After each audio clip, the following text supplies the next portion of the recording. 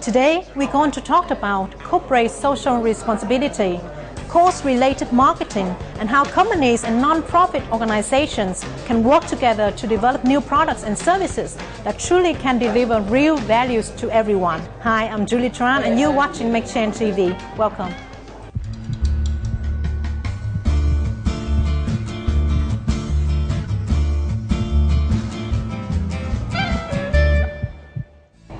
I'm here at Who Cares Wins 2012, an event that is organized by YouMeShopping.dk, a newly established non-profit organization from Denmark. More than 200 companies will attend, and I'm looking so much to talk to some of the keynote speakers today. But now let's me just walking around and talk with some participants. So follow me.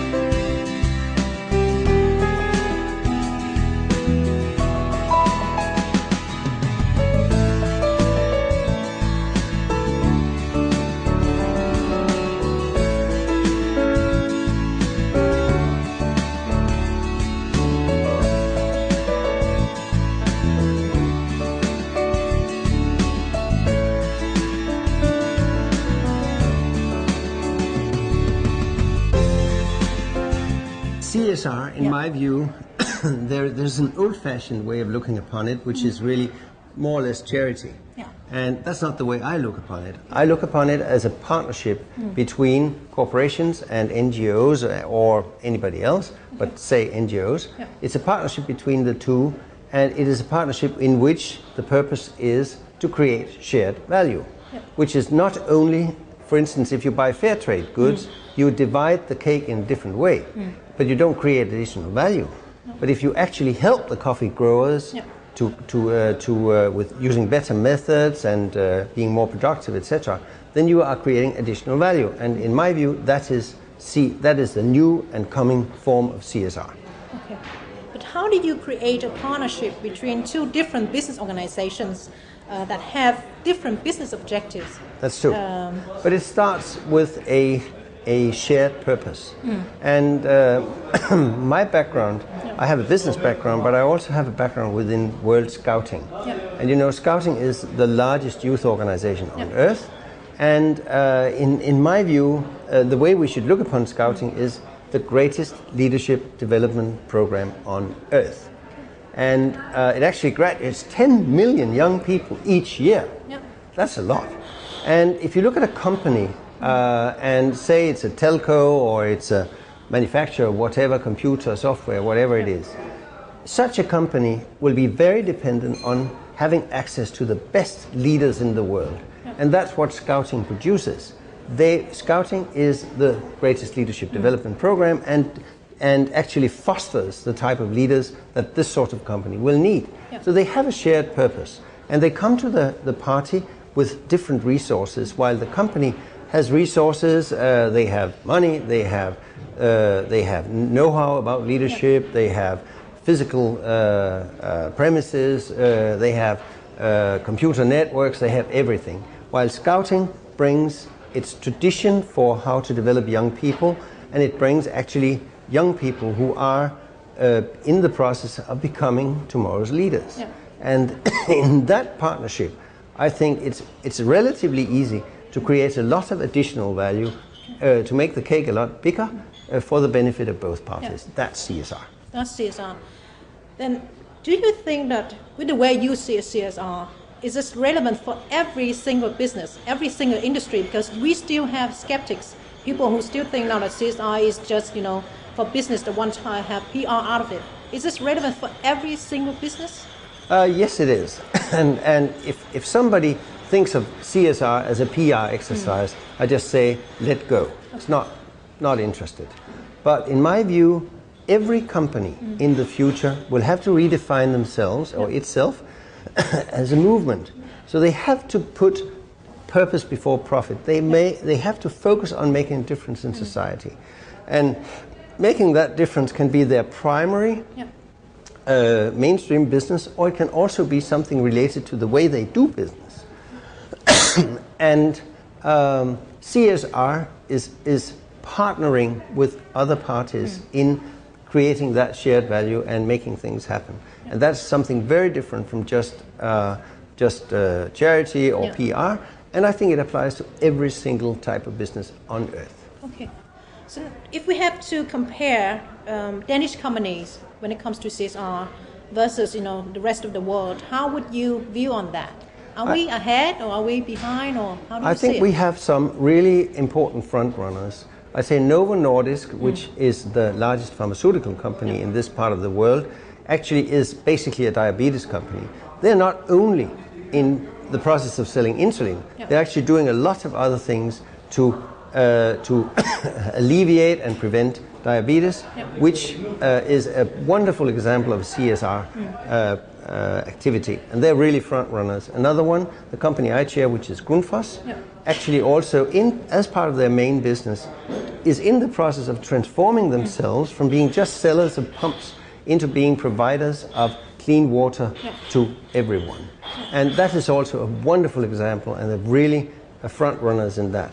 But obviously there's a long tail of companies who haven't discovered yet. And we have them in Denmark, we have them elsewhere. But I actually think that there are shining examples. Lego for children, really wonderful example, and there are quite a few. So how do you see the development of CSR 10 years from now?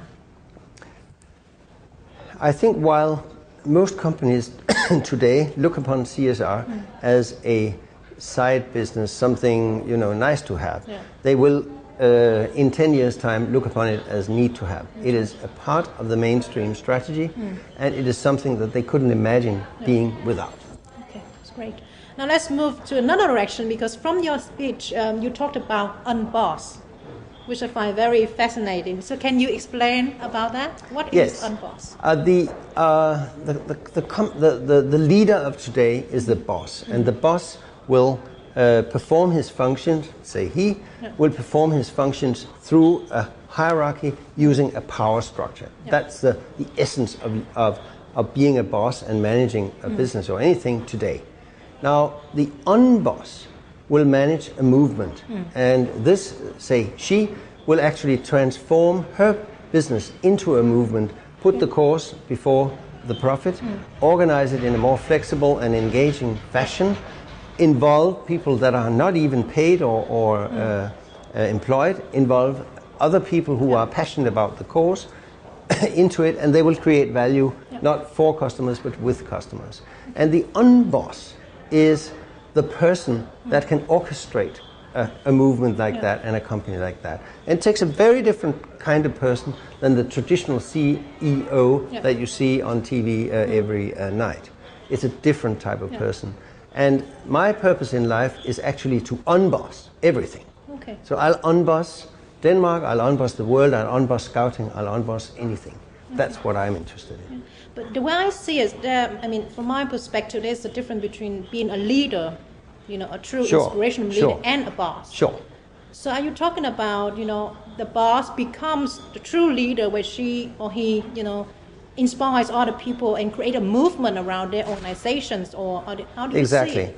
Exactly. I could have said it is the shift from a manager into a leader, but this has been said a million times, and the word is not rich enough to encompass the fact that the unboss is an enabler of a movement and involves partners and other people who are not part of it, the limited company, who engages everybody in a less hierarchical organization and creates value together with others. It's a much richer concept, which is why I invented a new term for it, which is wonderful, because it's both a person and it's a verb. It's a process. Yeah.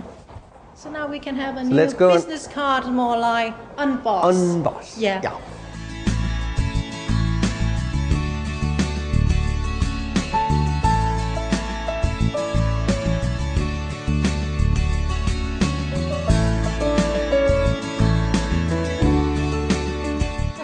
taking a very strategic approach. So we think it's very important that you link your CSR strategy to your business strategy and to what you're good at as a business. Yeah.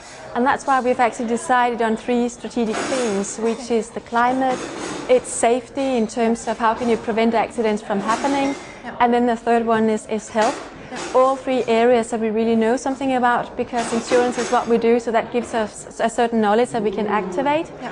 And then obviously we're also working with different stakeholder groups. That could be our customers, our employees, the climate, the community, etc. So we're trying to link a big strategic agenda with also something that's relevant for society. From the presentation, you also talked a lot about that you need to measure, the effect from your CSR. How do you do that?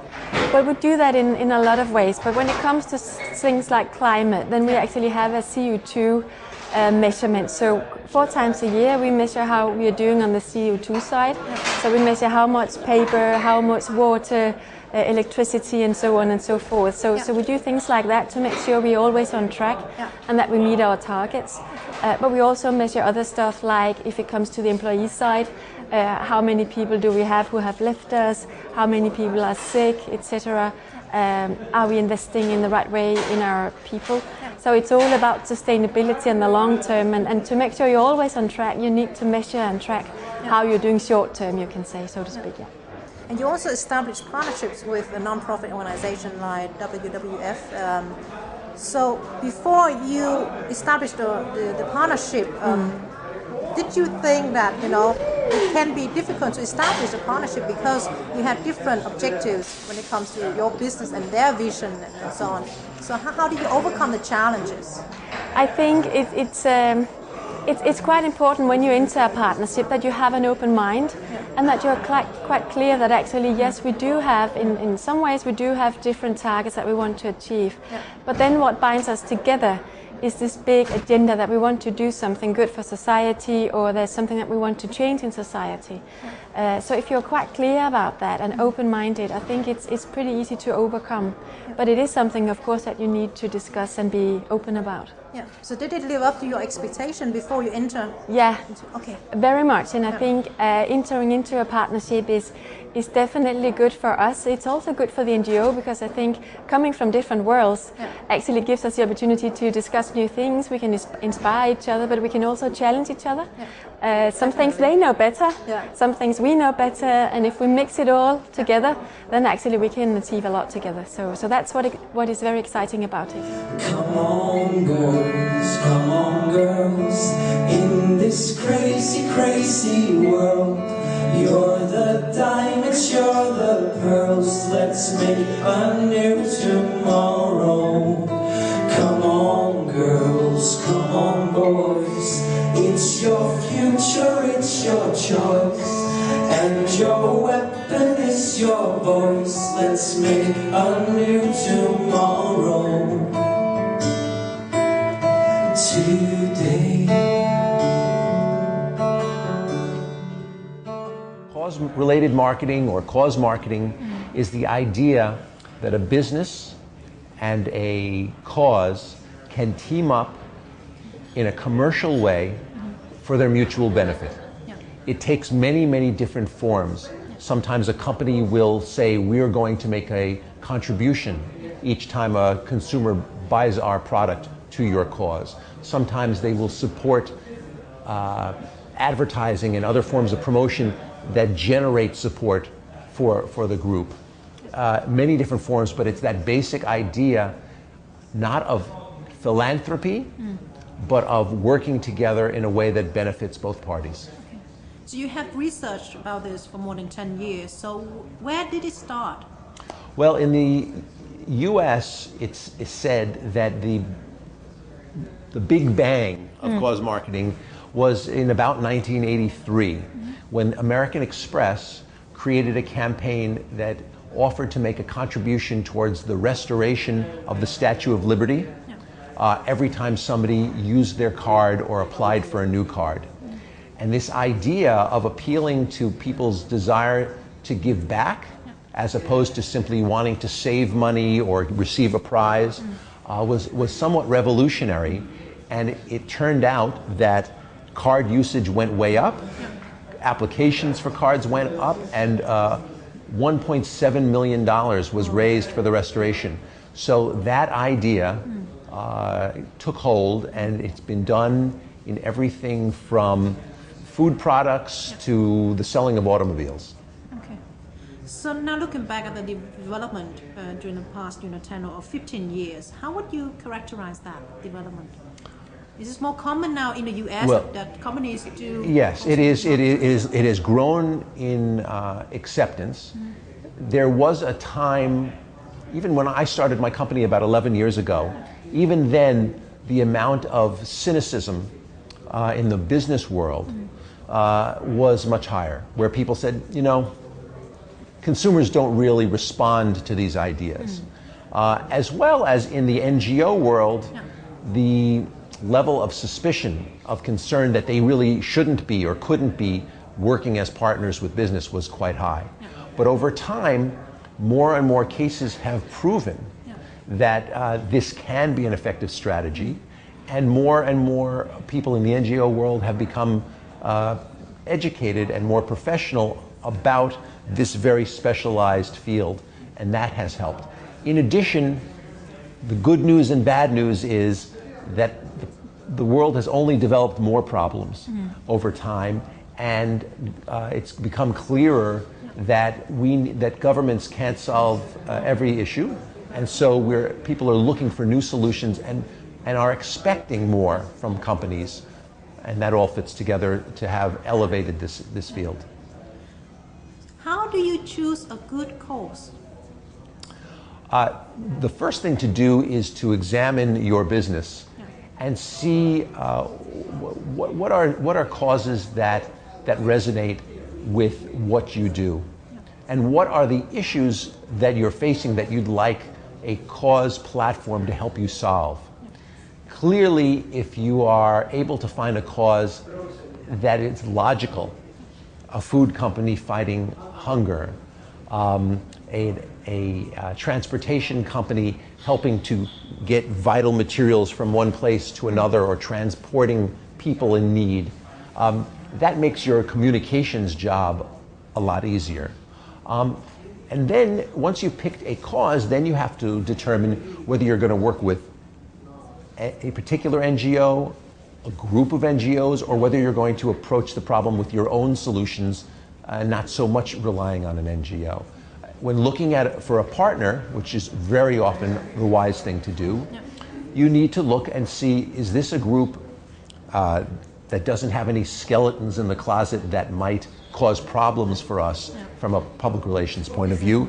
And do they have a culture that embraces the idea that we're going to be working together, and that they're actually able to deliver value just as we must deliver value for them? Those are important parts of the process. So if we look at the businesses in the US, would you say that it's still big companies, that applied cause-related marketing? Well, because the successful cases that you have mentioned, whether it's Starbucks or Macy, they are big corporations, right? Well, and I think that this actually works across a very broad spectrum of companies. The ones that we learn about mostly, and the ones that produce big numbers and are easy to talk about because they're publicized, are for larger companies. So that is certainly true. But in fact, for many small businesses that really are local in their base and have a group of neighbors who are their customers, for whom they share a real immediate need for their area to prosper, there are tremendous opportunities and many examples of small companies that do this as well. So now let's discuss the difference between US and Europe. Do you see any difference when it comes to cause-related marketing? Well, I think that the US, the UK, Canada, cause-related marketing is, those are the countries I'm most familiar with, and there's quite a lot going on. In other countries, it varies, and I think that is because in many countries there are different attitudes about giving to NGOs at all. Some countries do not have a history of people giving to charity individually, and the connection that they should give when they're making purchases, or that it's different. But then again, there are some great examples of pan-European programs. For example, Pampers has teamed up with UNICEF to, when you buy a pack of Pampers, a vaccination against maternal tetanus is given. And that's a campaign that has had tremendous success across many European countries. So there are cultural differences, but in general, this movement towards engaging one's customers in socially pro-social activities, I believe, is growing, and it will continue in Europe. So what are the key benefits for companies to use this as part of their strategy? The power of this approach is that if you do it correctly, if you think it through correctly, if you find the right partner or program, if you invest in it and put real resources against it, then above and beyond the returns that you might get from any other kind of marketing communications program, there is a halo effect, an effect that raises you in the estimation of many, many people as a type of company that they want to do business with. That a sports marketing, entertainment marketing, or price cut type of marketing just won't do. And that, in addition to being smart and strategic on the particular problem being solved, is, I think, what sets this apart. You just mentioned that if you do it correctly, so how can a company make sure that they do it correctly? And do you have any cases that show that they choose a wrong course and it end up backfiring their efforts? I think that the problem more often lies in one of two areas. One is that we grow up thinking, or liking to think, that if you do the right thing, good things will happen to you. Doing the right thing can be a terrific strategy, but it doesn't give you an excuse for not investing in the program in the same way you would invest in any other. Just doing something good is not enough. And sometimes these programs are starved for resources because the company will say, well, we're doing this, but we don't really have to say all that much about it. Just giving somebody a check is not a program. So that would be number one. The second one, and this is an issue that I'm more familiar with in the States, but probably there's issues of this here as well, is there's an expression, no good deed goes unpunished. When anyone, whether it's a friend of ours or a company, makes claims about how they are good, some people immediately go, how good are you really? And so companies need to do their homework to make sure that they're not being hypocritical, to make sure that they're not being tricky, and so people will feel that they're not being authentic or transparent. And that is usually the way that a company may get in trouble. If you are doing a huge campaign saying we're for the environment, and you have tremendous problems that you haven't been addressing and haven't been clear about, somebody in the environmental community is going to raise a flag and say, what are they talking about? So that's really important. You have to make the proper investment of time, and you need to really do your homework to make sure that your communications are transparent, authentic, and not hypocritical. And you have a book coming out? Yes, I have a book called Good Works, Marketing and Corporate Social Initiatives that Build a Better World on the Bottom Line. It's coming out in June. Great title. Thank you. And I have a website called causemarketingforum.com that is free for people to inspect, and it has articles, best practices, case studies, and all sorts of information that can help people really get a good grounding in how to do this properly.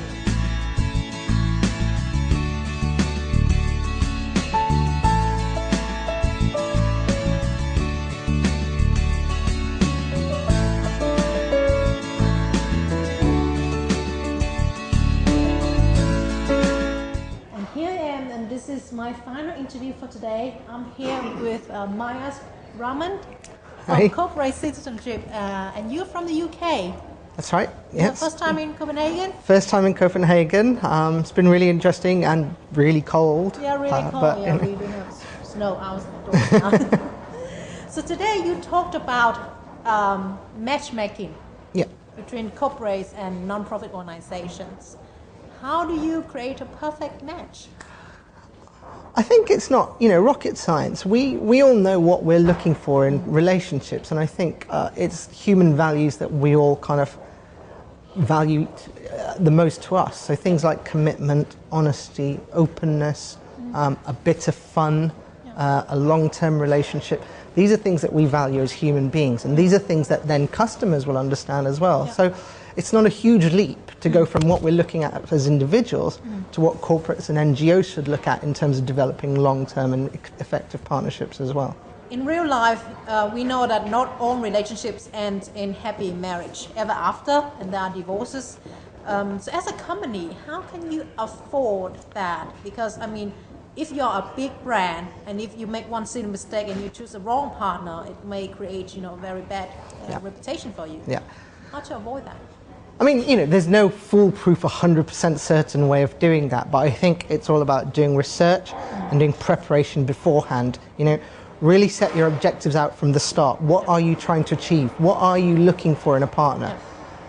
Question the partnership. It's like asking your friends what they think about your boyfriend. Go outside of your organization, ask them what they think about your potential partnerships. Get other people's opinions. Yeah. Look at your potential partner. Look at the charity you want to work with. Try and understand what their ethos is. Try and understand what their approach to partnerships are. Try and understand the language they use, and make sure there's a synthesis between you and them. Yeah. And I think it's by putting in this groundwork, you're kind of trying to give yourself the best results of success. Yeah. Of course things go wrong, but then it's also how you learn from that. Look at what didn't work, and then don't make those mistakes again.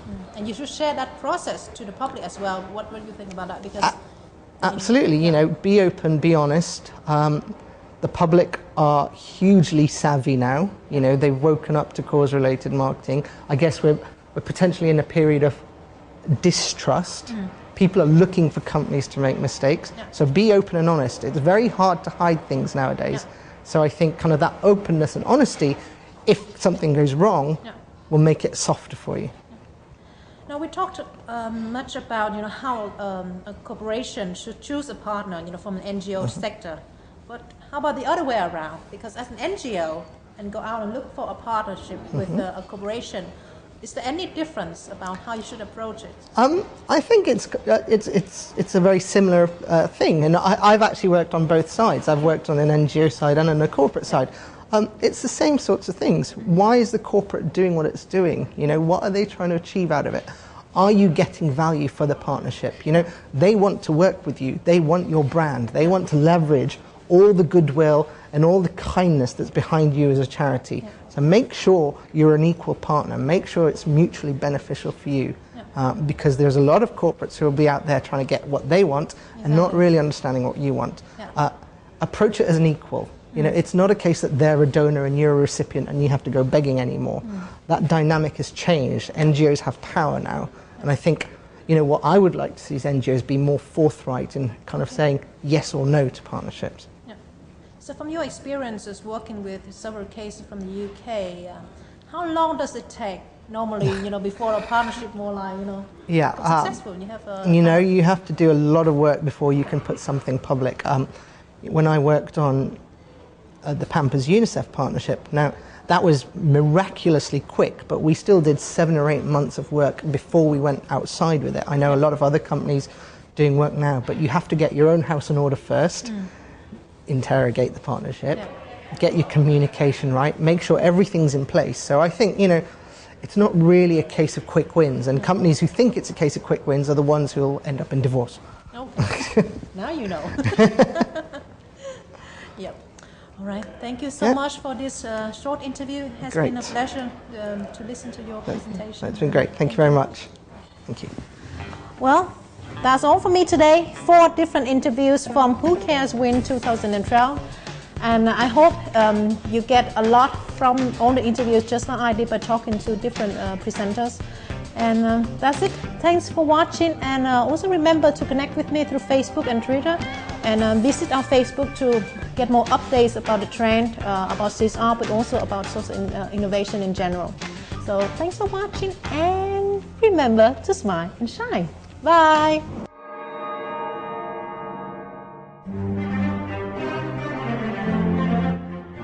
And talk with some of the participants.